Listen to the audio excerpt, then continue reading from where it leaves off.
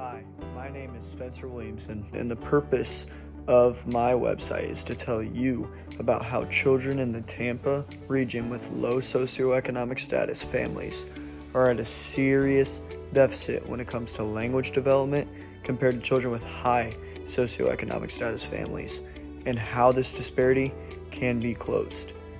According to the Encyclopedia of Children's Health, language development is this. This is the definition of language development, is the process by which children come to understand and communicate language during early childhood.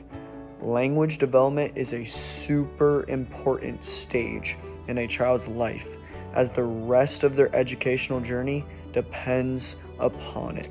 In fact, actual physical development of the brain depends on words. Again, actual physical development of the brain depends on words. This means that if a child were to not be talked to and had very low language development growing up, their brain development would take a massive hit, and they would be behind many of their peers who may have had more word interactions growing up. Interestingly, it has been found and stated in Dr. Brenda Fitzgerald's TED Talk titled Improving Early Child Development with Words that parents who have a high socioeconomic status say around 43 million words to their children before the age of 3. And parents with low socioeconomic status say only around 11 million. That is over a 30 million word gap. And this explains a huge reason why children in low socioeconomic status families have decreased language development compared to those in high socioeconomic status families. That's 30 million word gap. And there are other reasons for this too. Dr. Samuel Ortiz, in a video titled "To What Degree is Vocabulary Development Affected by Low Socioeconomic Status?"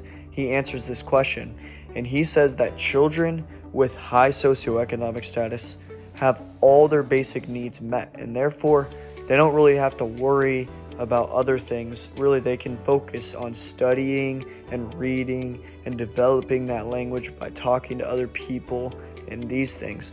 However, mostly in the case for low socioeconomic status children, this is not the case for them.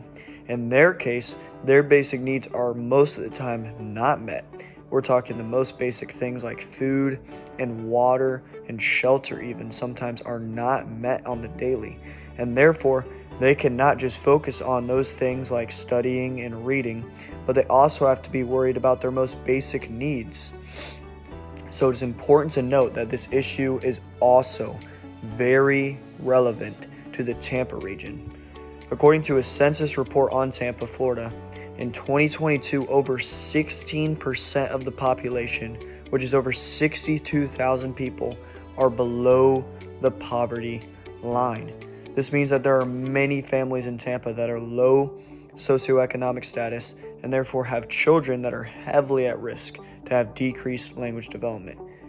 Fred economic data also shows that income inequality in the Tampa region has increased drastically from 2010 to 2022 and is still increasing now. The disparities between low socioeconomic status families and high socioeconomic status families are continuing to grow, and children's language development should not be affected by this. Everyone deserves to speak and do so effectively.